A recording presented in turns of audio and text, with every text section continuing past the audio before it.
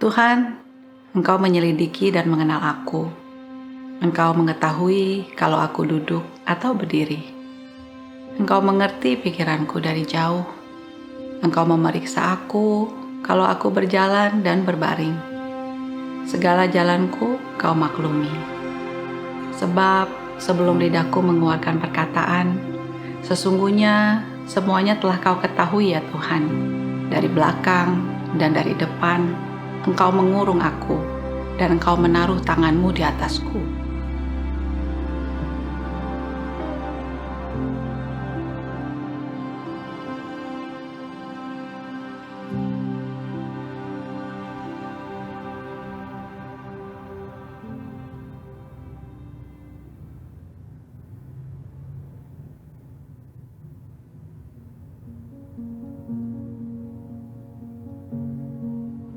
Dari kecil, aku mencoba untuk mengenal diriku, sekelilingku, dari apa yang terjadi.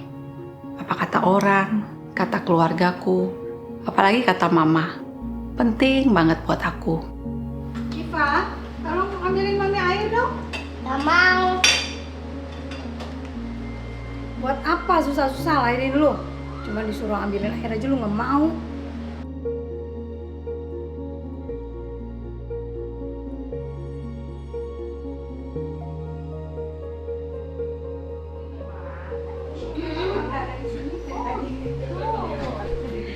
Ini anak siapa? Oh, ini anakku Iva. Iva, kamu udah gede banget. Kok kulitnya beda? Kamu gelap sendiri. Kayak ketuker ya kamu di rumah sakit ya. Jangan-jangan anaknya Mbak Tukiem tuh yang dari Purwokerto. Bukan batu kiem. Diambil dari tong sampah. Aku jadi pribadi yang minder, bingung, merasa gak pintar, gak punya kemampuan apa-apa. Tapi memang aku rajin, hanya itu yang aku punya. Dalam kesendirianku, kesendirian yang membawaku didatangi oleh seseorang. Seseorang yang gak asing, orang yang dekat, yang seharusnya bisa dipercaya. Yang kupikir bisa memberikan rasa aman, tapi ternyata melecehkanku dengan sangat serius.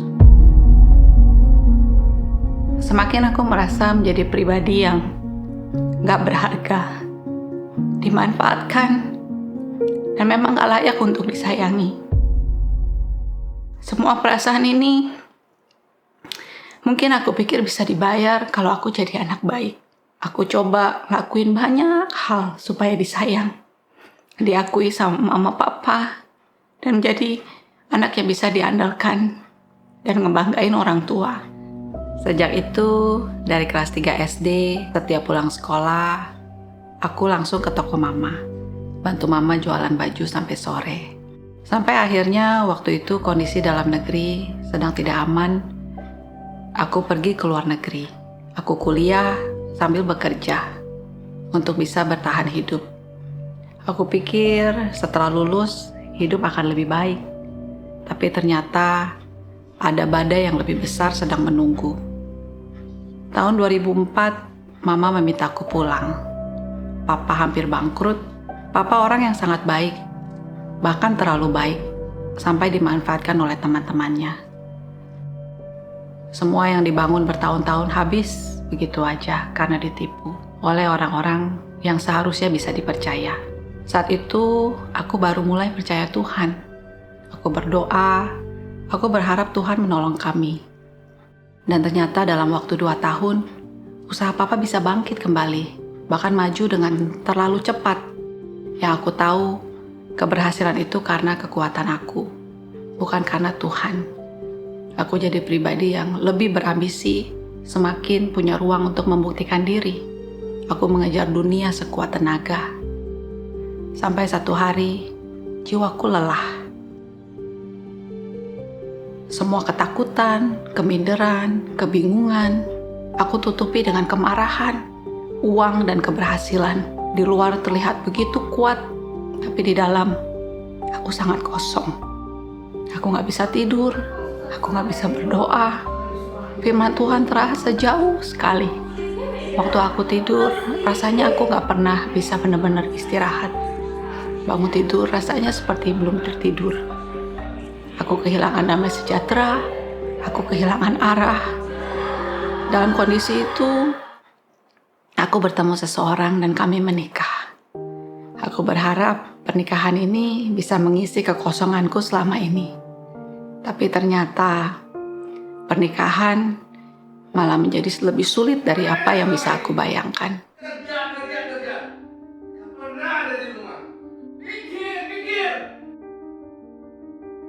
Pertengkaran demi pertengkaran, ego melawan ego. 4 tahun saja dengan 2 anak, aku merasa menjadi pribadi yang gagal. Gagal sebagai anak, gagal sebagai istri, dan gagal sebagai ibu. Aku begitu lelah, sampai aku berpikir, aku lebih baik mati saja. Aku gak merasa ada seorang pun yang benar-benar mengasihi aku apa adanya.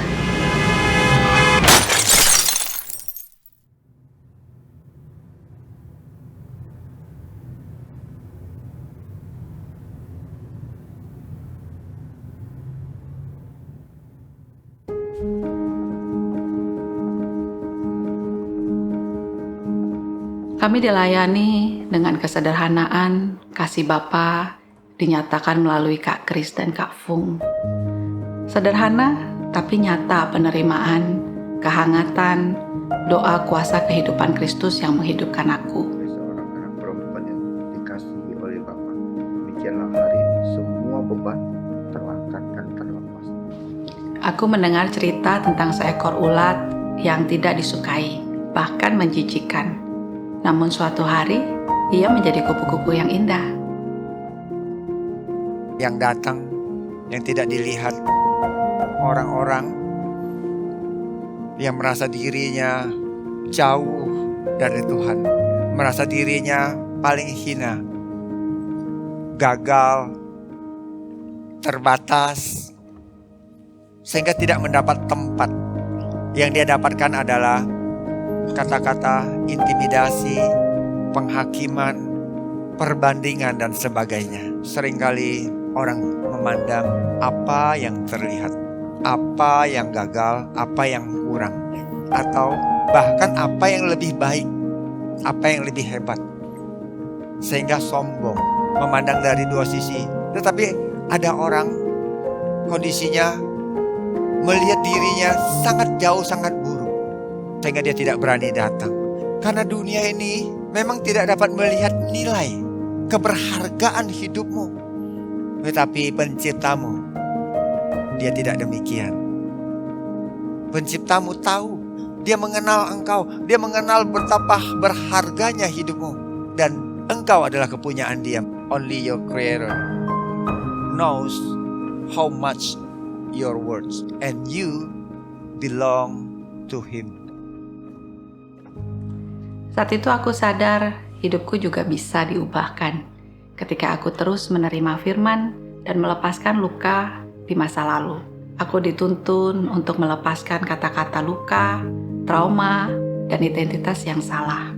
Aku belajar bahwa aku adalah anak yang diinginkan Bapa. Aku merasakan kasih yang meneguhkan. Ternyata firman Tuhan begitu nyata dan kuasanya juga nyata. Sejak itu, kami belajar hidup dalam iman dan melihat pemulihan demi pemulihan. Hari ini aku dapat melihat bahwa hidupku sedang dikembalikan kepada apa yang menjadi maksud dan kehendak Bapa sejak semula. Bukan hanya untuk berhasil di dunia, tetapi untuk finishing well sampai akhir. Terima kasih untuk kasih, untuk pembapaan, untuk harta yang kekal, karena sekarang aku tahu aku bukan lagi ulat, tapi seperti kupu-kupu. Aku yang dipulihkan untuk tujuan Bapa yang mulia.